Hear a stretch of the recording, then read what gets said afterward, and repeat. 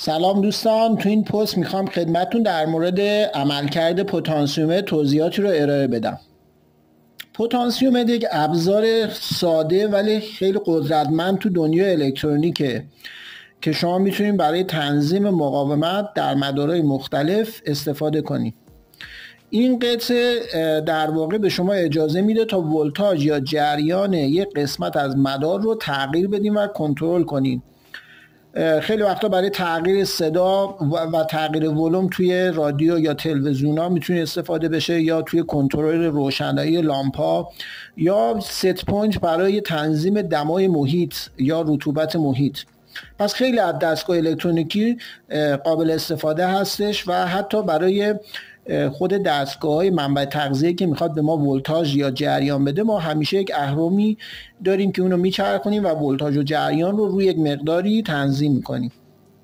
پس نحوه کارش به این ترتیب هست که یک اهرم داره که شما اگر این اهرم رو بچرخونین، این در واقع مقدار مقاومت تغییر میکنه. اصول کارش به این ترتیب هست که دو سر ثابت داره که مقدار کل مقاومت رو نشون میده و یک اهرم وسط که این اهرم نسبت به بالا یا پایین قابل تنظیم هست و مجموع این R1 و R2 نهایتا این R رو به ما خواهد داد. سه سری که ملاحظه میکنین به این ترتیب هستش که 1 2 3 پایه معمولا اول و آخر دو سر ثابت و پایه وسط هم سر متغیر هست.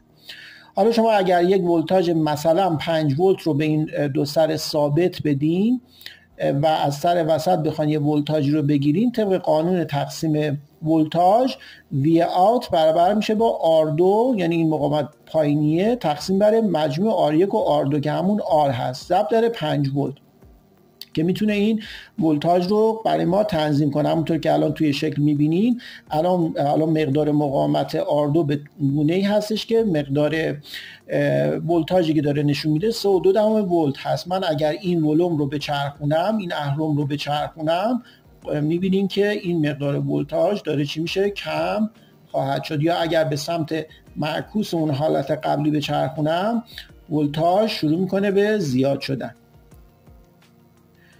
مقاومت ها یا خطی هستن یا غیر خطی. تو این دسته از پتانسیومترها، این مدل پتانسیومتر که معمولا تو بازار هم به اسم ولوم معروف هست، مقاومت های پتانسیومتر غیر خطی میگن یا لوگاریتمی. چرا؟ چون تغییرات اوهمش بر اساس تغییرات خطی نیست، به صورت لوگاریتمی و غیر خطی تغییر میکنه. یک مدل از پتانسیومتر هست که صنعتی هست. یک ولوم های صنعتی داریم که یک مقداری بزرگتر است و تحمل جریان های بیشتری داره.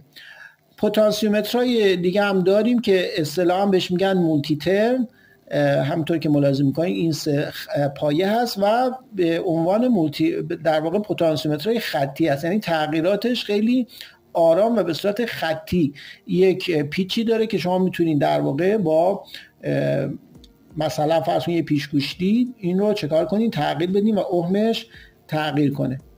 مدل های دیگه هم هست. مثلا توی این مدل همطور که ملاحظه میکنین، باز این هم یک مدل پتانسیومتر هست، سه پایه، که معمولا این دو سر بغل در واقع ثابت هست و سر وسط سر متغیر هست که خیلی راحت توی مدارها قرار میگیره. یک مدل دیگه هم شما میتونین داشته باشین. این مدل هست که اون اهرم قابل تنظیمش بغل هست. حالا تو گفتم دستگاه‌های مختلف این شکل‌های مختلف با دقت‌های مختلف هست. پس بنابراین عملکرد کلی اینها به این ترتیب است که با چرخوندن ولوم میتونه در واقع ولتاژ یا جریانی رو تغییر بده. خیلی ممنون از اینکه توجه کردین.